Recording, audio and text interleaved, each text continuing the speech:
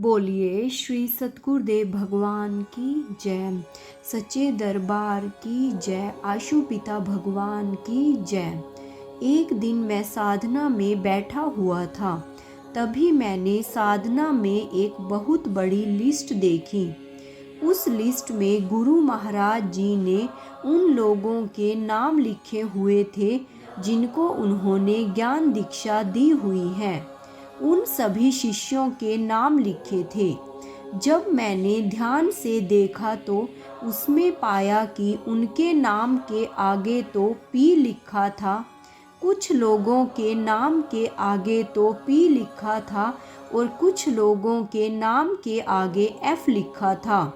मैंने यह समझा कि पी का मतलब पास है और एफ का मतलब फेल होगा। तभी महाराज जी ने इसे और अच्छे तरीके से समझाते हुए कहा कि मेरे जो शिष्य साधना सिमरन और सेवा करते रहते हैं और खुद तो इस भक्ति मार्ग पर आगे बढ़ते ही रहेंगे, साथ ही दूसरे को भी मार्ग पर आगे बढ़ने की प्रेरणा देते हैं, तो उनके नाम के आगे पी लगा होगा। और जो यह सोचेगा कि ब्रह्म ज्ञान तो ले लिया है, अब और अधिक साधना सुमिरन क्यों करे, ऐसे लोग ना तो खुद इस मार्ग पर चल पाएंगे और ना ही दूसरे लोगों को प्रेरित कर पाएंगे, उनके आगे एफ लगा होगा। महाराज जी ने कहा, बस ब्रह्म ज्ञान लेना ही काफ़ी नहीं है, साधना करना भी जरूरी है। ब्रह्म ज्ञान लेकर भी क्या फ़ायदा अगर साधना ही नहीं की तो। इसलिए महाराज जी ने पास होने के लिए साधना जरूरी बताई। तो गुरु प्यारे साधकों, यह निर्णय आपके हाथ में है कि आप पास होते हैं या फेल होते हैं। आप अपने नाम के आगे पी लिखवाना चाहते हैं, यह निर्णय आपके हाथ में है। और मैं महाराष्ट्र का रहने वाला हूँ, लेकिन यह अनुभव मैंने पंजाब की भूमि पर देखा। महाराज जी की कृपा से मुझे नूरमहल आश्रम में कुछ दिन सेवा करने का मौका मिला। आश्रम में जहाँ अखंड साधना हुआ करती थी, वहाँ मेरी सेवा लगी। सेवा पूरा करने के बाद मैं रात में साधना में बैठ जाता था। मैंने साधना में देखा, जहाँ मेरी सेवा लगी है वहाँ एक पीपल का पेड़ था। तभी न जाने कहाँ से गुरु महाराज जी वहाँ पर आ जाते हैं और आकर उस पेड़ के पास खड़े हो जाते हैं। उस समय महाराज जी के पीछे बहुत सारे ऋषि मुनि भी खड़े थे। महाराज जी को देखकर मैं उनके चरणों को स्पर्श करने के लिए आगे बढ़ा तथा उनके पास पहुंच गया। मुझे देखकर महाराज जी कहने लगे, बेटा तुम मेरे चरणों को क्यों पकड़ रहे हो? मैं तो आज तुम्हारे सामने एक याचक बनकर आया हूँ, अर्थात एक भिक्षु बनकर आया हूँ। मैंने हैरानी से कहा, महाराज जी आप मुझसे क्या मांगने आए हैं? भला मैं आपको क्या दे सकता हूँ? महाराज जी ने कहा, तुम भी साधना करो और बाकी साधकों से भी कहो कि साधना भी करे और मैं तुम सब शिष्यों से तुम्हारी साधना मांगने आया हूँ। अर्थात महाराज जी ने उन सब शिष्यों से कहा कि मैं आप सबकी साधना की डिमांड कर रहा हूँ। महाराज जी बार बार जोर जोर से यही कह रहे थे, साधना करो, साधना करो। और एक दिन मैं किसी कारण से ऑफिस नहीं गया।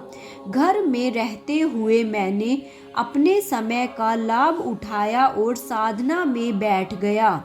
उस दिन साधना में बड़े ही भयानक दृश्य मैंने देखा। हर जगह केवल अंधेरा ही अंधेरा दिखाई दे रहा था।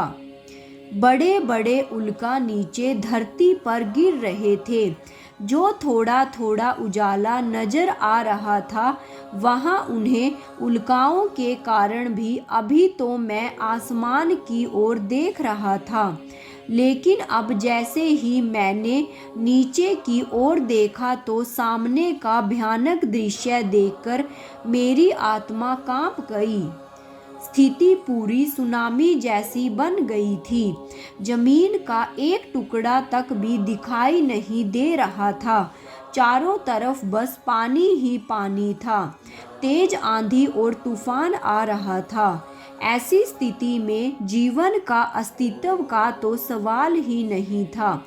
यह सब देखकर मैंने महाराज जी से प्रार्थना की, महाराज जी, अब इस धरती पर जीवन कैसे बचेगा। इतने में ही मेरी नज़र धरती और आसमान के बीच पड़ी। वहाँ पर मैंने एक पारदर्शी गोला देखा।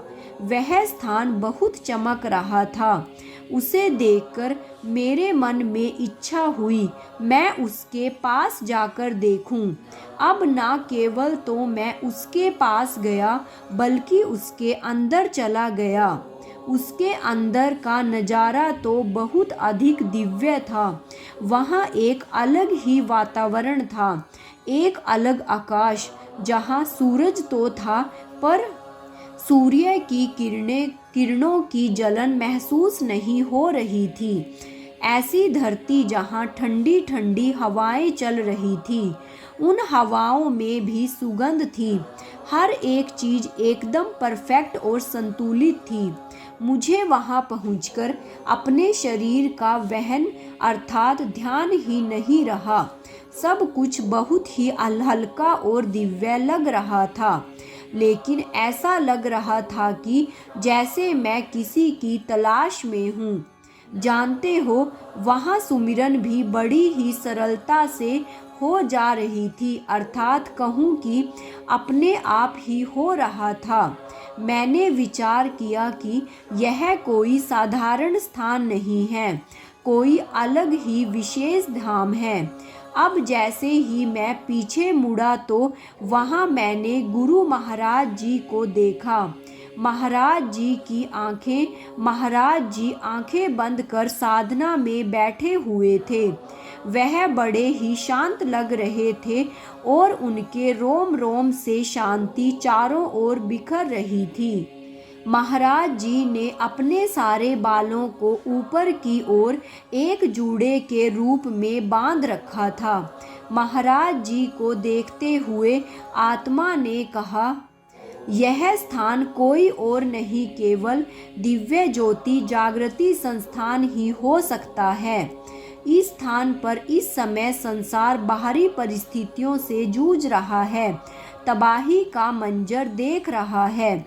वहीं इस समय महाराज जी ने अपने तप से, अपने ध्यान से, अपनी समाधि से यहाँ एक वातावरण को पैदा किया है, जहाँ पर आकर परम शांति मिल रही है। सच में अगर अपनी जिंदगी के बारे में सोचते हैं तो यहाँ आकर जरूर आपको साधना सुमिरन करना होगा। महाराज जी यह दिव्य लीला, यह दिव्य अनुभव हम सभी ब्रह्मज्ञानियों के लिए एक प्रेरणा के रूप में देते हैं। आओ साधकों, हम सब मिलकर साधना के तप से वातावरण को शुद्ध करें।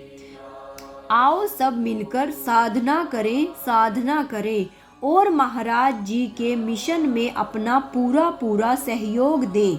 इन्हीं सब वचनों के साथ मैं अपनी वाणी को यहीं पर विराम देती हूँ। तो बोलिए श्री सतगुरुदेव भगवान की जय, सच्चे दरबार की जय, आशु पिता भगवान की जय। जय श्री राम।